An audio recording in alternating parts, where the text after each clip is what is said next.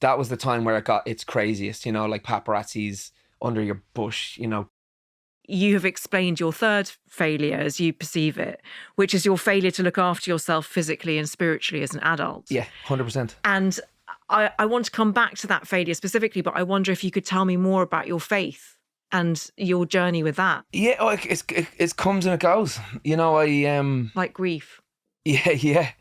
Depending on the stage that you're going through in life, you look for different things and crutches. And I grew up in Catholic Ireland. My mum was very religious. My dad also. We were, not say made go to church, but church was a part of our upbringing. We went on a Sunday. My sister used to take me all the time.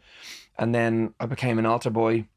I used to sing in church. And normally at every church event, if it was a communion or something, I would sing or I'd partake in it or do something in it. So I had an instilled belief in Christianity and Jesus and stuff from a kid.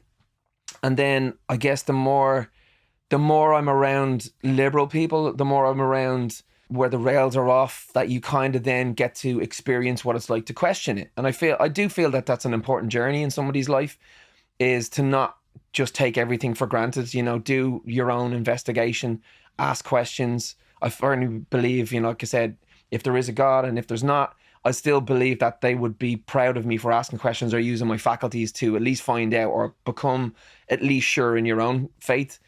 So I lost faith, I guess, not lost it, but it wasn't at the forefront of my thinking. I think, when you're a teenager, particularly in your 20s, you're just like, it's sex, drugs and rock and roll. And it's, that's the last thing you're thinking of. And you don't want to think of this guy looking down on you all the time and he knows what you're doing, because a lot of the stuff you do in your teens is bad, well, perceived bad anyway, because it would be necessarily against what your parents would want for you, if you know what I'm saying. Yeah. So you have this kind of, it's, it's naughty and it feels good, but it's not kind of stuff. So I guess I lost it through that, but always returned to it. I've always been massively spiritual. When I say spiritual, I've meditated. I know that I'm smart enough to know that I'm dumb enough to know that I'll never know. Yes, that's so well put. That's exactly how I feel. Yeah. So I don't need the answers. I don't need to find the answer to go, this is it. I have a feeling. I have things that have happened in my life that are very specific to me. And I don't need to explain that to anybody else about who I think, who I think God is or what I think it is. It's a spiritual energy. It's a thing. It's whatever. I just know that I'm not smart enough to articulate what it is, but I feel it. And like I said, it's funny because I'm the guy who sings, I'm still alive, but I'm barely breathing. I just prayed to a God that I don't believe in, right? in the song Break Even. So people were like, well, he's atheist. And it's like, no, I'm in such a bad spot right now that I just prayed to somebody that I swore I didn't believe in. But why am I praying? Because I obviously do. Do you know what I mean? Yes. So I also am aware that you've experienced so much death in your life and so much grief. Yeah. And the time that you're talking about after your teenage years, you lost your dad very young. He died aged 63 on Valentine's Day. Yeah. And then your mum died on the same day, some years later. 10 years later. And they both died of aneurysms, is that right? But different kind. Yeah, my dad died of stomach aneurysm. My mum was brain aneurysm. I'm so sorry. Yeah. And I can't imagine how horrendous that was to go through. And I wonder what those losses, had they informed your spiritual relationship? I'm not sure, because it was so confusing at a time when my dad passed, because there was a lot of things going on at that one time where we'd just gotten a record deal in America and we were like, that's it, we're back in, My Town had failed, and then we were back in again with the script now. And we just got signed and we got a call to say that Mark's mother had fallen very ill.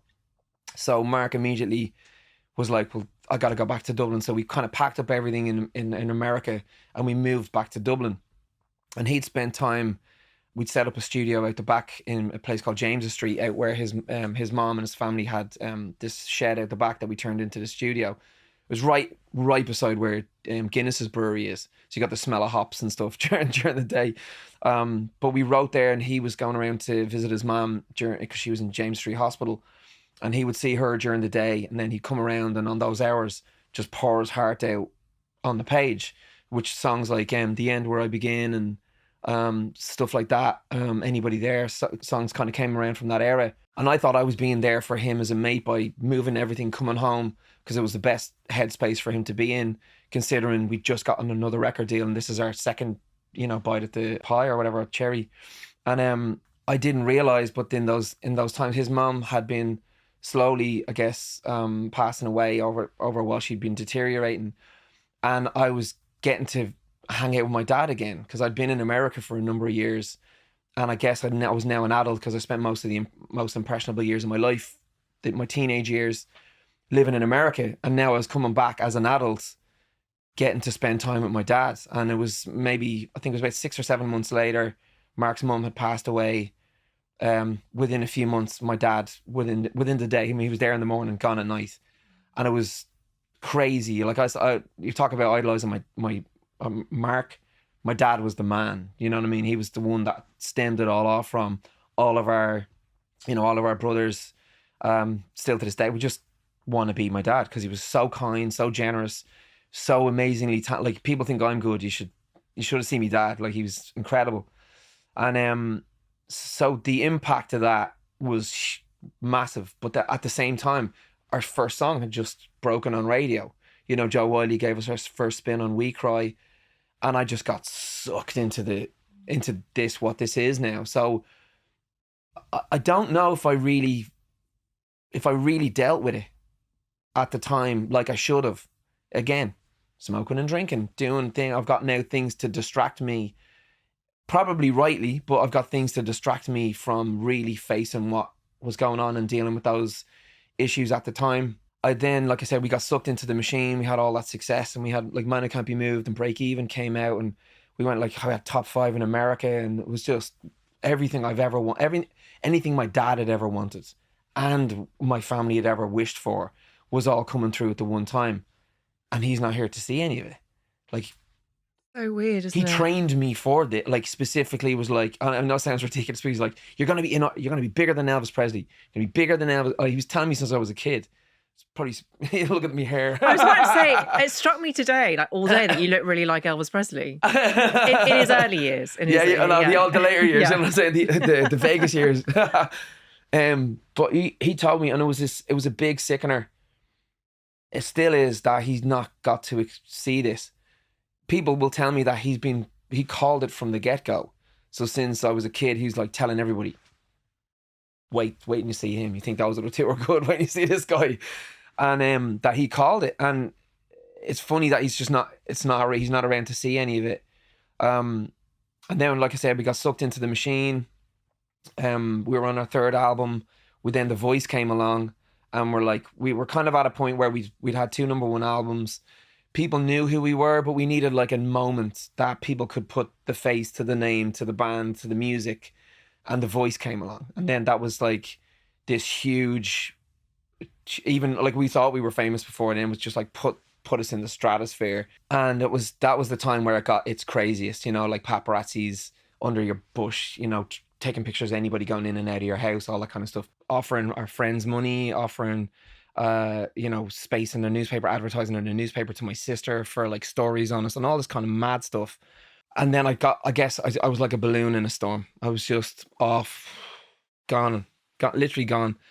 And that's when I guess the band really solidified with the 3 of us, because when all of that madness is going on, I mean, you probably can see it from how successful your podcast is, that there are a number of people around you that just change, or their perception of you has changed, or the perception of themselves has changed.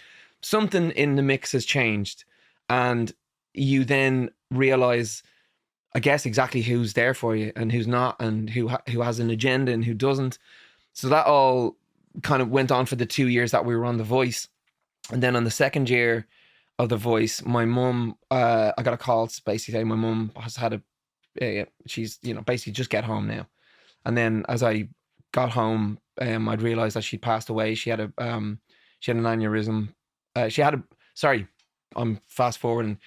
While I was on The Voice, she had a brain aneurysm, and I rushed to hospital with her, and we'd been in the hospital for a number of months. She'd she couldn't talk, couldn't speak. She had very low low levels of communication skills, and it took her a long time to get back to even it's called EDL, like everyday living, to a level where she could come back to the house again and just kind of like just do the things that she normally did.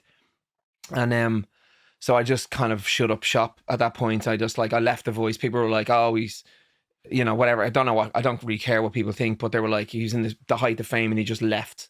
You know, I'm sure the BBC are pissed off at me because of it and stuff. I was just like, I have to go home. You don't understand. Nobody else would pass up an opportunity like that. But I was like, I have to go home and look after my mum and be there for my family and stuff. So I did it. And then, yeah, so that was the second year in The Voice. And then we got maybe another, she then kind of was a different person, a different mom, but someone that I just had so much, like I've always had so much love. But then we got time to really spend time together because I wasn't away and I wasn't like, oh, I can see you for an afternoon and I'm going off to do a show and stuff. So we got really great solid time where she's just lying, just my great favorite memories of her just lying in bed watching something on TV. Two of us like sitting there holding hands and I'm just lying on TV with my mum like I was 4 years old again, you know. I just thought it was a really funny story actually. She was because of the brain aneurysm. She was like, do you want to she was like, you want to come upstairs and watch some hardcore porn? And I was like, I said, fucking what? She goes, yeah, do you want to watch some porn stars upstairs? And I was like, are you asking me to go watch the Pawn Stars that's on Discovery Channel? And she's like, yeah. I was like, ah, fucking hell, man. It's like just hilarious, like the gift to get and she's just laughing her ass. She's like, why, what did I say? And I said, you said this. And it was just a laugh, and you try and find humor in any around or all of it, you know. But I again, I had time to spend with her and to really know that she loved me, and she didn't just love me because it's a mother's job to love a kid, but she liked me, you know. And I got to find that out, and I had this great, really great relationship with her towards the end, and my whole family rallied around to help make sure that those last few years that she had were huge. So I don't know what the question was, but I'm after been rambling for a while about it. Yeah, useful. I asked you originally about how that informed your faith, whether you lost it for a bit after that, whether you were angry. I mean, yeah. Sorry, it was a faith-based question, but my mum still to her last days, huge believer in God, and we used to pray together. She lost faith after my dad passed away. She had a lot of questions about it. You know, if there was a God, why is he not still here? Why did you not take me instead? You know, a lot of questions like, you know, he was the good one. Why did you take him? You know, she always felt like she was, you know, he was the better one of the two. It's beautiful way to think about things. But yeah, I guess I not lost faith, but I just put it on the back burner. And then I didn't realize, and this is probably a later thing, and I'm only realizing it now through having my eyes open, is the more that society continues on and the more social media happens, we grew up with this trust in government, you know, or government and your institutions, about like schooling, institutions, government, all the way across the board, religion, everything. But within society, they removed religion and they removed spirituality, and they made stuff so beige that they've taken it all out. And living in a secular society, if you take the removal of God out of society, and I understand why, because you can have a sheep in wolf's clothing or a wolf in sheep's clothing through the lens of that. But if you take out spirituality and the good parts of religion out of a society, something very bad is going to fill that space. And I feel like the more I'm an adult now, I feel like in that period, church was a laughing stock to me. Like if I had told anybody I was going to go to church to pray over my mum or whatever, I'd be laughed at, or there was all that sexual abuse stuff. So it's like it comes with this horrible label that is man-made. That's not God-made. That's man manipulating that. And like I said, specifically, I grew up in a Catholic society. So if I had grown up anywhere else in the world, I probably would have been another denomination. I would have been another religion. I still would have had those same beliefs. There is something higher than we are. I know that I'm smart enough to know that I'm dumb enough to know that I'll never know. I'm going to use that line myself. You're welcome. Thank you for watching. Make sure to check out the full episode of How to Fail on your preferred podcast platform, and also be sure to follow us on social media for the latest updates.